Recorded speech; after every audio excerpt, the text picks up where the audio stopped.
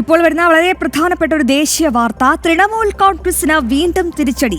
രാജിവെച്ച രാജ്യസഭാ M P Sukhendu Shekhar Rai പിന്നാലെ party വിടുന്നതായും Sukhendu അറിയിച്ചു. BJPക്ക് ലഭിച്ച ജനവിധി അംഗീകരിക്കുന്നു. ജനങ്ങളുടെ ചരിത്രപരമായ ഈ വിധിയെ ബഹുമാനിച്ചുകൊണ്ടാണ് രാജിവെക്കുന്നതെന്ന് സുഖേന്ദു ശേഖർ റായ് പറഞ്ഞു. വിവരങ്ങളുമായി ദിലീപ് കുട്ടിച്ചൽ ചെയ്യുന്നുണ്ട്. Dileep, very good afternoon. ഈ തൃണമൂൽ കോൺഗ്രസിലെ ഒരു രാജ്യസഭാ എം പി കൂടിയാണ് ഇപ്പോൾ രാജിവെച്ചിരിക്കുന്നത്. അതായത് ഈ TMCയുടെ ഭാവി, രാഷ്ട്രീയ ഭാവി തുലാസിൽ എന്ന് വേണം പറയാൻ.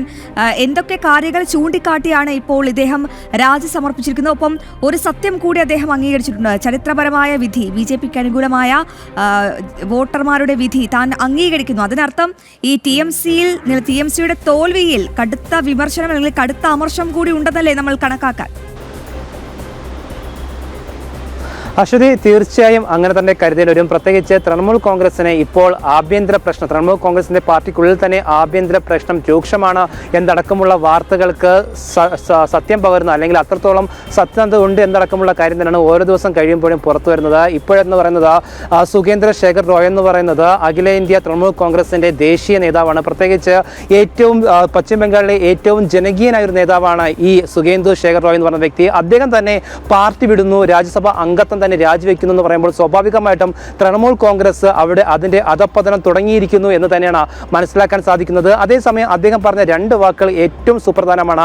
അദ്ദേഹം പറഞ്ഞത് 15 വർഷത്തെ തൃണമൂൽ കോൺഗ്രസിന്റെ ഭരണത്തിൽ ജനങ്ങൾ മടുത്താണ് BJPയെ അധികാരത്തിലേറ്റിയതെന്നാണ് അദ്ദേഹം പറഞ്ഞു വയ്ക്കുന്നത്. അതിൽ തന്നെ നമുക്ക് മനസ്സിലാക്കാൻ സാധിക്കുന്നുണ്ട് തൃണമൂൽ കോൺഗ്രസ് എത്രത്തോളം ആണ് അവിടെ 15 വർഷം കാട്ടിക്കൂട്ടി എന്നടക്കമുള്ള കാര്യം തന്നെ നമുക്ക് മനസ്സിലാക്കാൻ സാധിക്കുന്നുണ്ട്.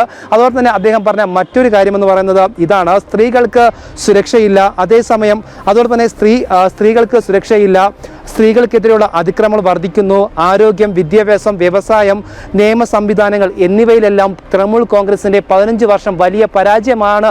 അതിൽ നിന്നും പരാജയമാണ് എന്നടക്കമുള്ള കാര്യങ്ങൾ അദ്ദേഹം സൂചിപ്പിച്ചുകൊണ്ടാണ് അദ്ദേഹം രാജി സമർപ്പിച്ചത്. എന്തായാലും തൃണമൂൽ കോൺഗ്രസ് സംബന്ധിച്ചിടത്തോളം വലിയൊരു തിരിച്ചടിയാണ് ഇദ്ദേഹത്തിന്റെ രാജി. ഞാൻ നേരെ സൂചിപ്പിച്ച പോലെ തന്നെയാണ് ഇദ്ദേഹം എന്ന് പറയുന്നത് സുഖേന്ദ്രു ശേഖർ റായ് എന്ന് പറയുന്നത് തൃണമൂൽ കോൺഗ്രസിലെ ഏറ്റവും ജനകീയനായ ഒരു നേതാവാണ്. അദ്ദേഹം തന്നെ പാർട്ടിക്കെതിരെയും അതുപോലെ തന്നെ പാർട്ടിയുടെ പ്രാഥമിക മെമ്പർഷിപ്പ് തന്നെ രാജിവെക്കുമ്പോൾ സ്വാഭാവികമായിട്ടും ജനങ്ങൾക്കിടയിൽ വലിയൊരു മാറ്റം ഉണ്ടാകും എന്ന് തന്നെ സംശയമില്ലാതെ തന്നെ പറയാൻ സാധിക്കും. അശ്വതി, തീർച്ചയായും ദിലീപ്, അങ്ങനെ വേണം കരുതാൻ. എന്തായാലും TMCയുടെ രാഷ്ട്രീയ ഭാവി എന്താകും? വംശനാശം സംഭവിക്കുന്ന ഒരു പാർട്ടിയായി TMC മാറുമോ? കാരണം അടുത്തിടെയായി എത്ര നേതാക്കളാണ് ഇത്തരത്തിൽ രാജിവെച്ചത്? ഒരു യോഗത്തിന് പോലും മമതയുടെ വസതിയിലെത്തിയത് ആകെ 14 പേരാണ്. അപ്പോൾ അങ്ങനെയാണെങ്കിൽ ഒരു നാൾ ബംഗാൾ ഭരിച്ചിരുന്ന ഒരു പാർട്ടിയുടെ ദയനീയ അവസ്ഥയാണ് നമ്മളിപ്പോൾ കണ്ടുകൊണ്ടിരിക്കുന്നത്. അതിന്റെ പ്രധാനപ്പെട്ട വിശദാംശങ്ങളാണ് ദിലീപ് പ്രേക്ഷകരുമായി പങ്കുവച്ചത്.